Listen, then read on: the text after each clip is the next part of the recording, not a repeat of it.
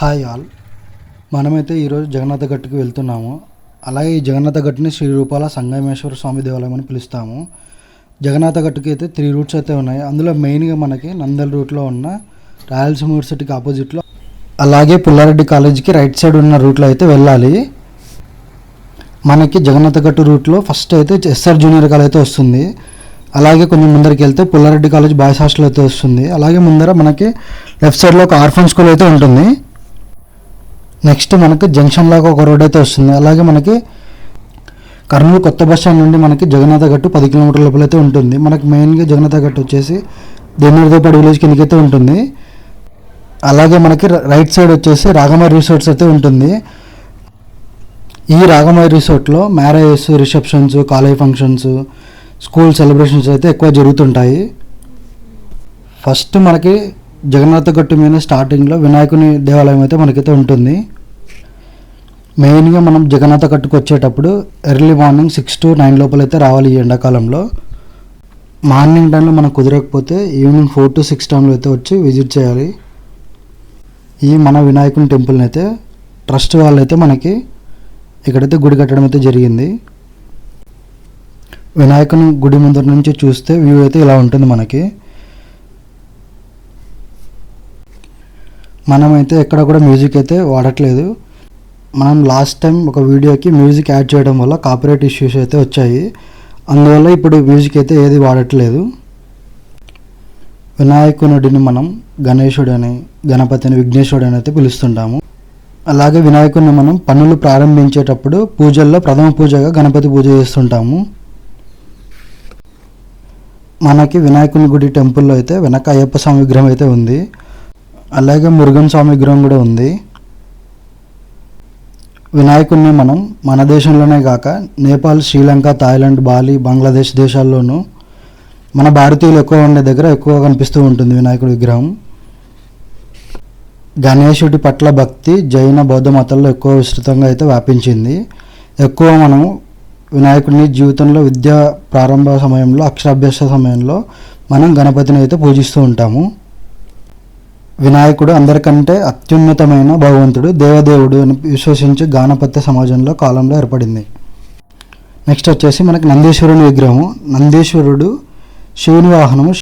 శివుని సేవకుడిగా కైలాస లోక సేనలకు అధిపతిగా కూడా ఉంటాడు నందీశ్వరుడు.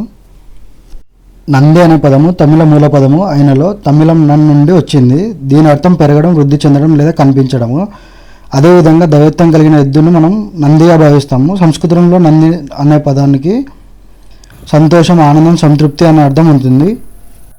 శివుడి నంది దైవత్వ లక్షణాలతో కూడి ఉంటుంది. మనకి నంది విగ్రహాలు దాదాపు అన్ని శివాలయాల్లో విగ్రహాలు ఉంటాయి.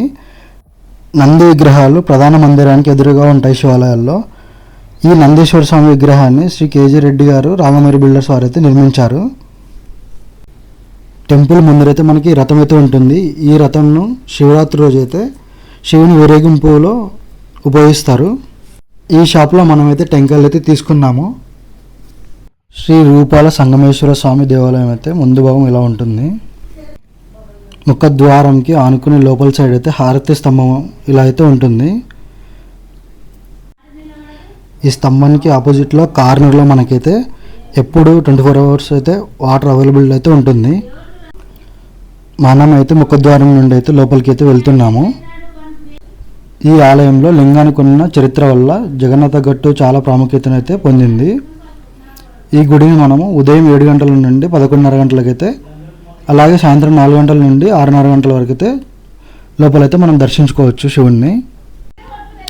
ఆలయానికి ముందు భాగం అయితే మనకి ఇలా ధ్వజస్తంభం అయితే ఉంటుంది. ఈ ధ్వజస్తంభానికి మన గణపతి రూపం ముందు భాగం, వెనక భాగంలో పార్వతీ పరమేశ్వర రూపంలో అయితే ఉంటుంది. ఈ ధ్వజస్తంభం ముందరే మనం టెంకాయలు అయితే కొడతాము.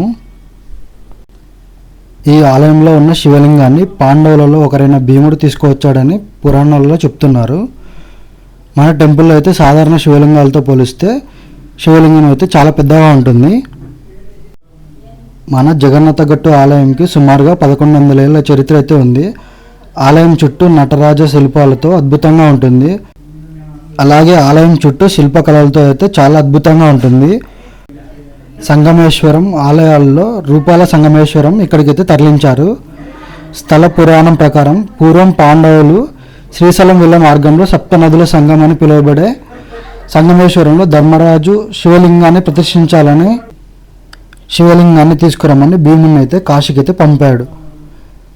కానీ విగ్రహ ప్రతిష్టాపన ముహూర్తానికి భీముడు రాకపోవడంతో వేప చెట్టుతో శివలింగ రూపంను ప్రతిష్ఠించారని మన చరిత్ర అయితే చెబుతుంది. తర్వాత భీముడు కాశీ నుండి శివలింగాన్ని తీసుకొచ్చాక ఆ లింగాన్ని అయితే ఇక్కడ ప్రతిష్ఠించారు. శ్రీశైలం ప్రాజెక్టు నిర్మించడం వల్ల సంగమేశ్వర ఆలయం నీట మునడంతో అక్కడి నుండి కర్నూలు దగ్గరలో ఉన్న కొండపై ఆలయం నిర్మించడంతో ఈ కొండ చాలా ప్రాధాన్యత అయితే సంతరించుకుంది.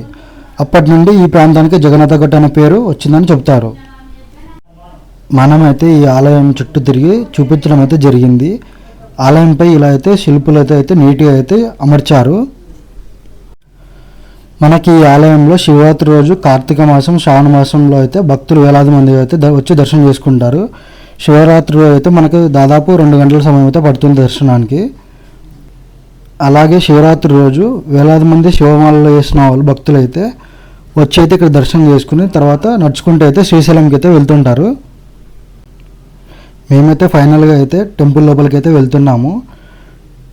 టెంపుల్లో ఉన్న ఆర్కిటెక్చర్ అలాగే టెంపుల్లో ఉన్న శివలింగము అలాగే శివపార్వతులను అయితే చూపించడం అయితే జరుగుతుంది. టెంపుల్ లోపల అయితే మనకి ఎంత ఎండాకాలం అయినా కూడా టెంపుల్ లోపల చాలా చల్లగా ఉంటుంది ఈ రాయి వల్ల. మన దేవాలయం దగ్గర అయితే ఈ మధ్యకాలంలో ఈ చుట్టుపక్కల విలేజ్ వాళ్ళు వచ్చి పోస్ట్ వెడ్డింగ్ అని ప్రీ వెడ్డింగ్ అని అయితే చాలా వరకు అయితే ఆదివారం పూట అయితే చేసుకుంటున్నారు. ఇక్కడ మనకైతే ప్రీ వెడ్డింగ్ పోస్ట్ వెడ్డింగ్ షూట్స్కి అయితే లోపలికైతే అలవ్ లేదు.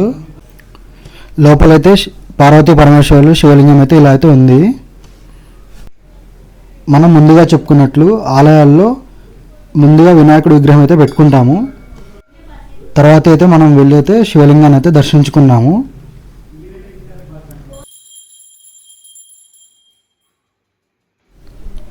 తర్వాత టెంపుల్లో మనకైతే అమ్మవారి విగ్రహం అయితే ఉంది లోపల. అలాగే టెంపుల్లో చూడడానికి అయితే విజువల్స్ అయితే ఇలాగైతే ఉన్నాయి లోపల చూడడానికి. టెక్నాలజీ లేని టైంలో కూడా మన ఆలయాలను అయితే ఇలా రూపొందించడం అయితే చాలా గొప్పగా అయితే చెప్పుకోవచ్చు. మనమైతే మన ఆలయం లోపల భవనం నుంచి అయితే బయటకైతే వచ్చేస్తున్నాము. ఆలయం ఆవరణంలో అయితే మనకు ఆదిశేషుని విగ్రహం అయితే చాలా అద్భుతంగా అయితే ఉంటుంది. అలాగే ఆదిశేషుని విగ్రహంకి ముందరైతే మనకి నవగ్రహాల విగ్రహాలు అయితే ఉంటాయి. నవగ్రహాల విగ్రహాలు మనకి చూడడానికి అయితే ఇలా ఉన్నాయి. ఈ నవగ్రహాల వెనకాల అయితే మనకి ఒక పూల చెట్టు అయితే ఉంది. ఈ పూలతోనే మన శివలింగానికి అయితే పూజలు చేస్తుంటారు. మనమైతే ఈ నవగ్రహాల వీడియో తీసుకున్న తర్వాత అయితే గుడి ఆవరణలో నిలబడి గుడి ప్రాంగణాన్ని మొత్తం అయితే ఒక వీడియో అయితే తీసుకున్నాము. అలాగే మన జగన్నాథ గట్టు ఆలయానికి ఆనుకుని ట్రిపుల్ కాలేజీ అయితే ఉంది. ఆ కాలేజీని అయితే మనం బయట నుండి అయితే వీడియో అయితే తీసుకోవడం జరిగింది. అలాగే కాలేజీ ఆవరణము అలాగే బయట ఉన్న పరిసరాలను అయితే వీడియో అయితే తీసుకున్నాను.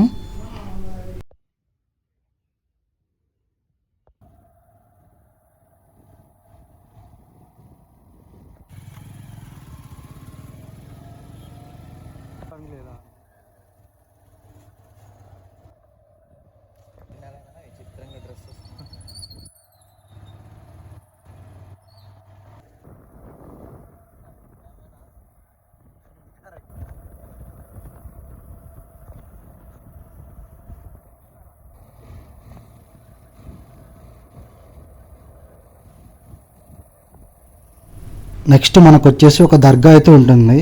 ఈ దర్గా దగ్గర అయితే మనకి ఎవ్రీ ఇయర్ సెలబ్రేషన్స్ అయితే జరుగుతూ ఉంటాయి. అలాగే ఇంట్లో శుభకార్యాలు జరిగేటప్పుడు అయితే ఇక్కడ వచ్చేసి పొట్టేళ్ళని అయితే బలిస్తూ ఉంటారు. నెక్స్ట్ మన ఆలయం నుండి అయితే 1 కిలోమీటర్ దగ్గరలో అభయాంజనేయ స్వామి విగ్రహం అయితే ఉంటుంది.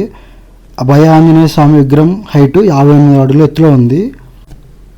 అభయాంజనేయ స్వామి విగ్రహంను శ్రీ జి పుల్లారెడ్డి గారి చారిటబుల్ ట్రస్ట్ వారి చేత నిర్మించబడింది.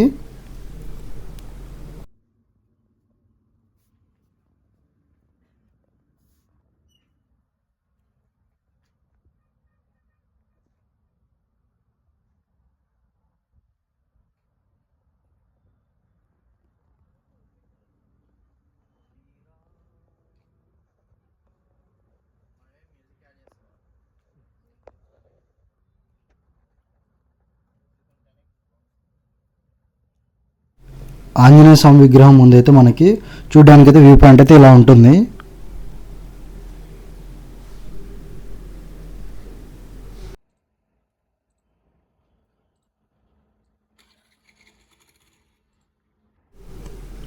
ఇక్కడ నుండి మనకి నేషనల్ హైవే NH-44 అలాగే హంద్రీనివా అలాగే మన కర్నూలు సిటీ నగరం మొత్తం అయితే కనబడుతుంది. గత 10-15 సంవత్సరాల ముందర నుండి అయితే ఇప్పటికీ కర్నూలు సిటీ అయితే చాలా ఎక్స్టెండ్ అయితే వస్తూ ఉంది ఇక్కడ వరకు.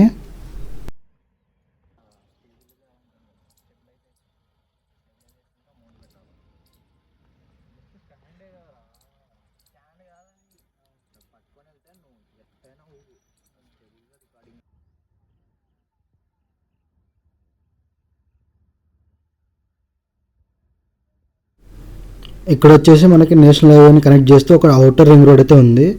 అవుటర్ రింగ్ రోడ్ ఆనుకుని మనము లెఫ్ట్ సైడ్ అయితే నంద్యాల సిటీకి అలాగే స్ట్రైట్గా అయితే బెంగళూరు సిటీకి అయితే వెళ్ళొచ్చు. మనం అభయాంజనేయ స్వామి విగ్రహం నుండి వెనక్కి వెళ్తున్నప్పుడు రైట్ సైడ్లో అయితే మనకి cluster university silver Jubilee degree college అయితే అండర్ కన్స్ట్రక్షన్లో అయితే ఉన్నాయి. మన వీడియో మీకు నచ్చినట్లయితే లైక్, షేర్, సబ్స్క్రైబ్ అందరికీ.